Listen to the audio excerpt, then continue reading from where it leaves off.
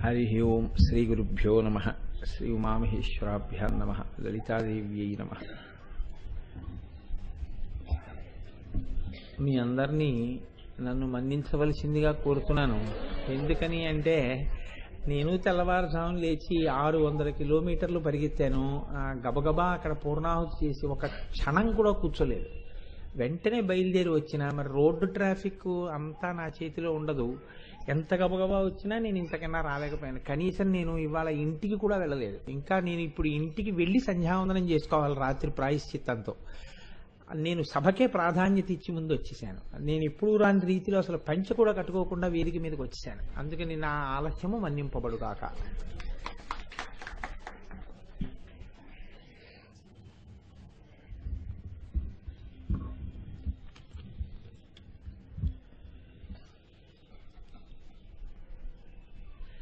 కామేశ్వర ముఖాలోక కల్పిత శ్రీ గణేశ్వర. ఈ నామం గురించి మీకు నేను నిన్న కొంత విజ్ఞాపన చేసి ఉన్నాను. మహాగణేశ నిర్భిన్న విఘ్నయంత్ర ప్రహర్షిత అంటారు.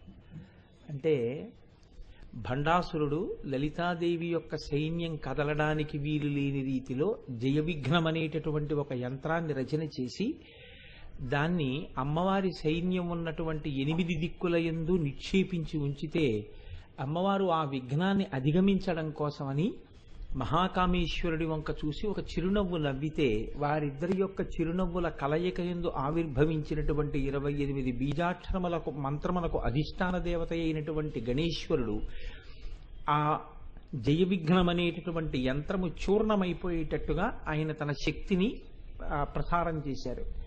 దాని వలన ఆ జయ విఘ్న యంత్రము భిన్నమైపోయింది. భిన్నమైపోతే అమ్మవారి సైన్యం అంతా కదలగలిగింది. అమ్మవారి సైన్యం కదలడమే విజయానికి ప్రారంభం. కాబట్టి ఇప్పుడు మహాగణేశ నిర్భిన్న విఘ్న యంత్ర ప్రహర్షిత. ఎప్పుడైతే ఆ జయ విఘ్న యంత్రము భిన్నమైందో చూర్ణమైందో అమ్మవారు ఆ వార్త విన్న వెంటనే చాలా ప్రసన్నురాలైంది, చాలా సంతోషించింది, చాలా ఆనందించింది. ఇది బాహ్యంలో చూసినప్పుడు గొప్ప విజయమే ఒక యుద్ధంలో. అలా అమ్మవారి సైన్యం కదలకుండా నిగ్రహించినటువంటి ఆ జయ విఘ్న యంత్రాన్ని ఆమె యొక్క కామేశ్వరుని యొక్క చిరునవ్వులలోంచి ఆవిర్భవించిన గణపతి శక్తి గెలవడం, దానివల్ల అమ్మవారి యొక్క సైన్యం కదలడం తల్లికి ఆనందదాయకమైన విషయము అనడంలో ఏమీ మనకి భిన్నాభిప్రాయం ఉండదు. కానీ ఆంతరమునందు దాన్ని ఎలా సమన్వయం అవుతుంది అంటే నిన్నటి రోజున మీకు నేను విజ్ఞాపన చేసి ఉన్నాను. మనిషి జీవితానికి పరమ ప్రయోజనమేది అంటే కళ్యాణమే. కళ్యాణము అంటే జీవబ్రహ్మైక్య సిద్ధి. చిట్ట చివరికి తెలుసుకోవలసింది ఏది అంటే జీవుడు బ్రహ్మము కన్నా భిన్నము కాదు, జీవుడు బ్రహ్మము ఒక్కటే అనేటటువంటి అద్వైతానుభూతి యందు తాను నిలబడగలగడం. ఈ అద్వైతానుభూతి యందు తాను నిలబడడానికి అసలు ప్రయత్నం చేద్దాం అనుకునేటప్పటికీ ఏవి విఘ్నములుగా వచ్చి నిలబడతాయో, ఏ విఘ్నముల యొక్క కారణము చేత మనసు వెనక్కి అడుగులు వేసి ఆత్మదర్శనం వైపుకి అసలు పరిశీలనం చెయ్యలేదో, ఎప్పుడూ కోర్కెల యందు కొట్టుమిట్టాడుతూ ఉండిపోతుందో, ఎప్పుడూ సుఖమనేటటువంటి మాటకి దుఃఖమనేటటువంటి మాటకి కట్టుబడుతుందో అదే విఘ్నముగా నిలబడిపోతుందని, ఆ విఘ్నము వలన మనం ఎప్పుడూ మనుష్య జన్మ యొక్క సార్థకత అయిన ఆత్మదర్శనం వైపుకి అడుగు వెయ్యలేని స్థితిలో ఉంటామని మీకు విజ్ఞాపన చేశాను.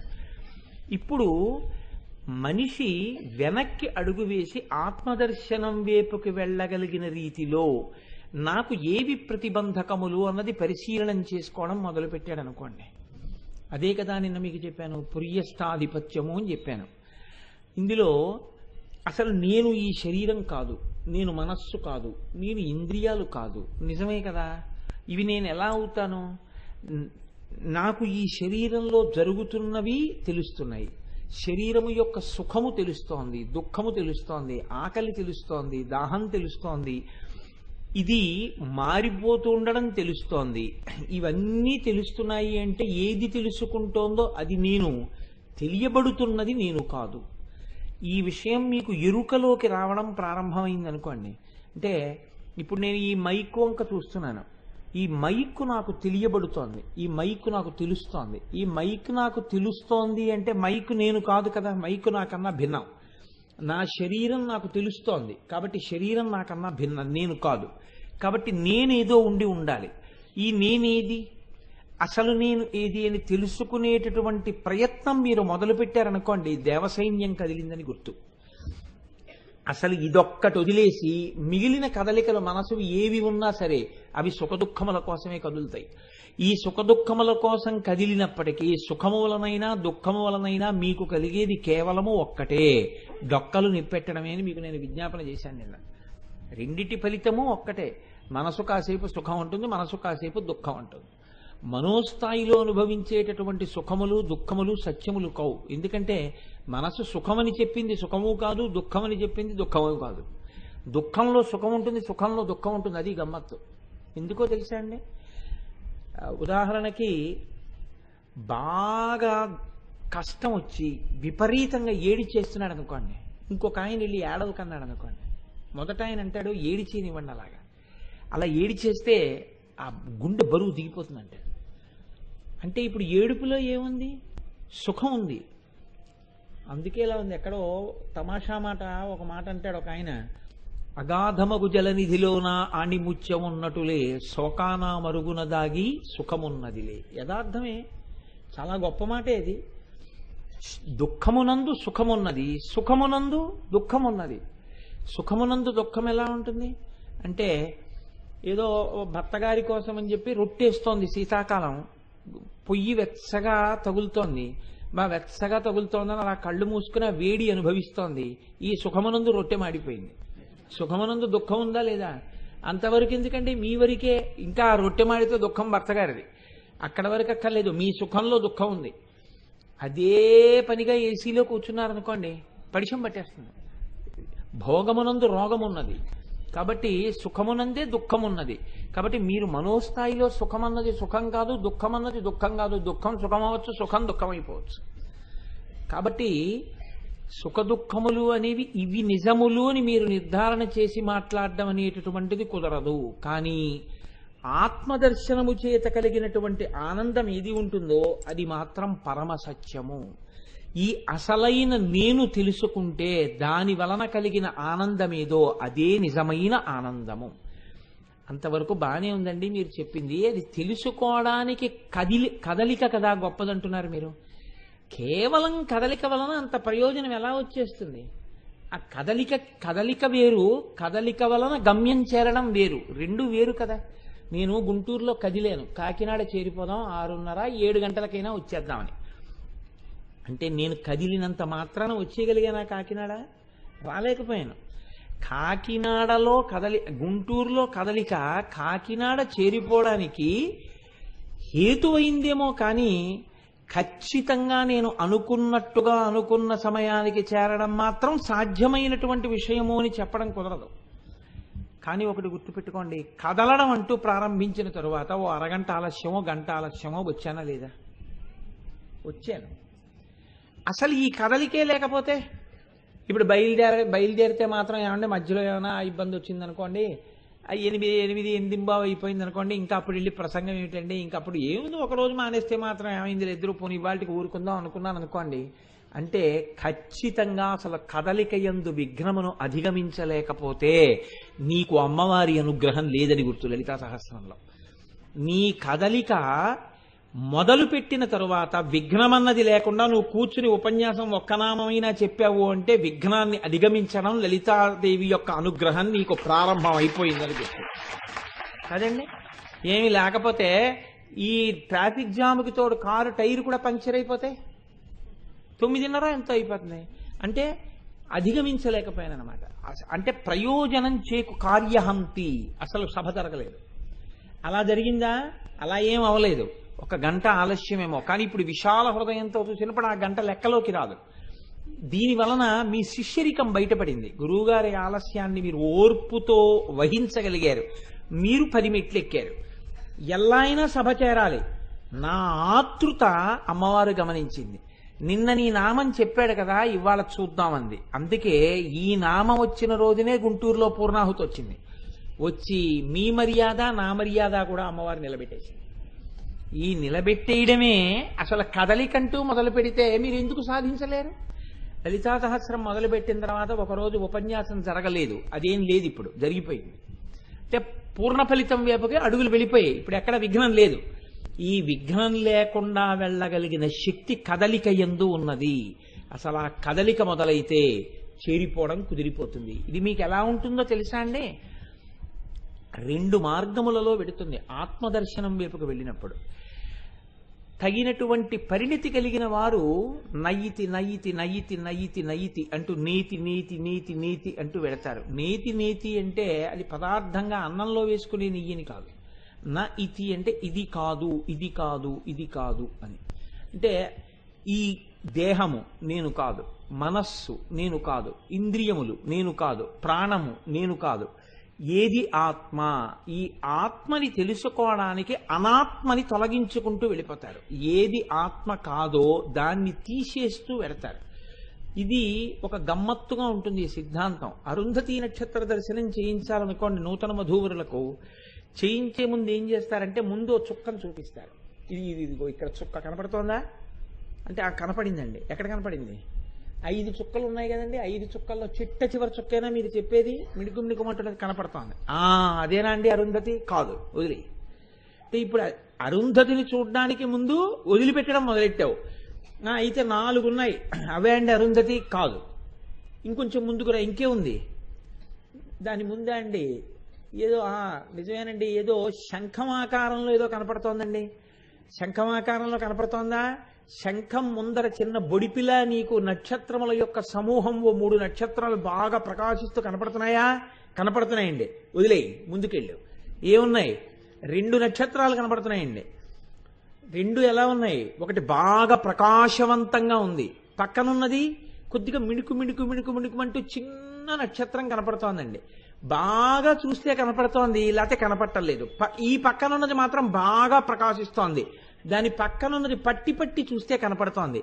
పట్టి పట్టి చూస్తే కనపడుతున్నది చూసావా? అదే అరుంధతి. రా ఇంకా. ఇప్పుడు ఏమైంది? అదిగో అరుంధతి అని చెప్పకుండా అక్కర్లేని వాటిని ముందు పట్టుకుని ఇది అరుంధతి కాదు, అరుంధతి కాదంటూ వదిలేశారు. ఏది అరుంధతో చేరుకోవడానికి అరుంధతి కాని దాన్ని చూసి వదిలిపెడుతూ పెడతారు. దీన్ని అరుంధతీ దర్శన న్యాయము అంటారు. ఈ అరుంధతీ దర్శన న్యాయంలో ఏ విధంగా అయితే మీరు వెళ్ళి అమ్మా మీరు ఆ బాబుని తీసుకుని పక్కకెళ్ళండి, ఇంకో పక్కకెళ్ళి కూర్చోండి. అరుంధతీ దర్శన న్యాయంలో అరుంధతీ నక్షత్రాన్ని దర్శనం చేసేటప్పుడు ఆ అరుంధతీ నక్షత్ర దర్శనాన్ని పట్టుకోవడం కోసమని మిగిలినటువంటి నక్షత్రాల్ని విడిచిపెడుతూ వెళ్ళినట్లు మీరు కూడా ఆత్మదర్శనం చేసేటప్పుడు నయితి నయితి నయితి నయితి అని చూస్తూ పెడతారు. ఏది తెలుసుకుంటున్నది, ఏది తెలియబడుతున్నది చూస్తూ ఉంటారు. ఏది తెలుసుకుంటోందో ఆ తెలుసుకుంటున్న వస్తువు బాగా మీకు ఎరుకలోకి వచ్చి అది నేను, మిగిలినవి నేను కాదు, ఈ భావన మీకు బాగా జీర్ణమైపోయేంత వరకు విడితే నయితి నయితి నయితి అంటారు. అయితే దీన్ని జ్ఞాన మార్గం అంటారు. ఇందులో నిలదొక్కుకోవడం, ఇందులో అద్వైతానుభూతి యందు స్థిరపడడం చాలా కష్టమే. అంత తేలిక విషయం ఏం కాదు. ఎందుకంటే ఎప్పటికప్పుడు పొల్లు కలిసిపోతుంటుంది. ఎప్పటికప్పుడు మాయ కమ్మేస్తుంటుంది. అలా మాయ కమ్మేస్తుండగా, అలా పొల్లు పడిపోతుండగా మీరు శుద్ధ పదార్థాన్ని ఆత్మని పట్టుకోవడం అంత తేలికైన విషయం ఏం కాదు. అంతటి మహాప్రాజ్ఞుడైనటువంటి హనుమ అంతటి వారు నయితి ఇది కాదు సీతమ్మ, ఇది కాదు సీతమ్మ, ఇది కాదు సీతమ్మ అంటూ వెడుతున్నారు సీతమ్మ కోసం. ఇంతటి మహానుభావుడు మండోదరిని చూసి సీతమ్మ అనుకున్నారు. సీతమ్మ అనుకుని స్తంభాలు ఎక్కేశారు, కిందకి దూకేశారు, పాటలు పాడేశారు, గెంతులు గెంతేశారు, భుజాలు తట్టేసుకున్నారు. ఎంత సంతోషపడిపోయారో. ఇన్ని చేసినా ఆఖరికి అమ్మవారి అనుగ్రహం ఉంటే ఈవిడ సీతమ్మ కాదు మండోదరి అని తెలుసుకోగలిగారు. అమ్మవారి అనుగ్రహం లేదనుకోండి, ఆవిడే సీతమ్మ అనుకుంటే అక్కడే చతికిలు పడిపోయారు అంతే. ఇంకా లేదు సీతమ్మ తల్లి దర్శనం. సీతమ్మ తల్లి దర్శనం చెయ్యాలి అంటే హనుమ ఇది కాదు, ఇది కాదు, ఇది కాదు అంటూ వెడితే ఆఖరణ ఈవిడేనా సీతమ్మ అని ఎన్నో గుర్తుల చేత రాముడు చెప్పినవన్నీ గుర్తుకి తెచ్చుకుంటే, గురువు చెప్పినవన్నీ సమన్వయం చేసుకుంటే ఆత్మదర్శనం అయింది. లంకలోనే అయింది. లంకలో అంటే శరీరంలోనే ఆత్మదర్శనం. అందుకే ఇది సుందరకాండ, ఉపాసనకాండ. అలా మీకు కూడా అరుంధతీ దర్శన న్యాయ సూత్రాన్ని అన్వయం చేసినప్పుడు మీరు నయితి నయితి నయితి నయితి అంటూ ఒక్కొక్కటి వదిలిపెట్టగా చిట్ట చివరికి మీకు ఆత్మదర్శనమై, ఆత్మదర్శనం అనగా ఆత్మానుభూతి కలిగి ఇది నేను. ఇప్పుడు మీరు ఒకటి తెలుసుకోండి, ఆత్మ మీకు కొత్తగా కనపడిందా, ఆత్మ ఎక్కడి నుంచన్నా వచ్చి మీకు దర్శనమిచ్చిందా, మీలోనే ఉన్నటువంటి ఆత్మని గురించినటువంటి సత్యము మీకు ఎరుకలోకి వచ్చిందా? ఎరుకలోకి వచ్చిందంతే. అది ఇంతకు ముందు లేక ఇప్పుడు కొత్తగా వచ్చింది కాదు సాక్షాత్కరించడానికి. ఇంతకు ముందు ఉంది. ఇంతకు ముందు ఉన్నది మీకు ఉన్నది అన్న అనుభవంలోకి లేదు. ఏది అసత్యమో అది ఉన్నట్టు కనపడింది, ఏది సత్యమో అది లేనట్టు అనిపించింది. అనాత్మ ఆత్మగా కనపడింది, ఆత్మ అనాత్మగా కనపడింది. ఇది ఉండనిది, ఉండని ఇది సత్యంలా కనపడింది. అసలు ఉన్నది అసలు లేదన్నట్టుగా అనిపించింది. మీరు బాగా పరిశీలన చేశాక ఉన్నది ఉన్నట్టు సత్యం అర్థమైంది, అసత్యము అసత్యముగా తెలిసింది. సత్యము ఎరుకలోకి వచ్చింది తప్ప ఆత్మ కొత్తగా సాక్షాత్కరించదు. సాక్షాత్కరించడానికి అది ఇంతకు ముందు లేనిదైతే కొత్తగా రావాలి, అది ఇంతకు ముందు ఉన్నదే మీ ఎరుకలోకి రావాలి. అంటే అజ్ఞానం పోవాలి. అజ్ఞానం పోవాలంటే మీరు జ్ఞాన మార్గంలో జాగ్రత్తగా ప్రయాణం చెయ్యాలి. దీనికి కొంత బుద్ధి వికసనం ఉండాలి, గురువుల అనుగ్రహం ఉండాలి, పరిశీలనాత్మకమైనటువంటి శక్తి ఉండాలి. ఇన్ని కలిసి వస్తే జ్ఞాన మార్గంలో ఆత్మవైపుకి అడుగులు వేస్తాడు. అక్కడ ఎక్కడా మీరు పొరపాటున ఏ పాడుగోతులో పడిపోకుండా వెడితే చిట్ట చివరికి అద్వైతానుభూతి. ఏమంటే అలా వెళ్ళడం ఎక్కడ కుదురుతుందండి? అంత తేలిక మాయ కమ్మీయకుండా ఉంటుందా మాకు? అలా అద్వైతానుభూతిలో అందరూ నిలబడిపోతే ఇంకా లోకంలో మాయా అన్న మాటకు అర్థం ఎక్కడుంది? కుదరదు కదండి. మరి ఎలాగా అంటే దానికి శాస్త్రం తేలిక మార్గం ఒకటి చెప్పింది. అది భక్తి మార్గము అంటారు, అంటే బింబారాధనము అంటారు. అంతటా నిండిపోయినటువంటి ఈశ్వరుడే ఆత్మ. ఆ ఆత్మకి ప్రతీకగా మీరేం చేస్తారంటే ప్రతీకోపాసనము. భగవంతుని యొక్క మూర్తి ఒకటి తెచ్చి మీ మందిరంలో పెట్టుకుంటారు. పెట్టుకుని మీరు పూజ మొదలు పెడతారు.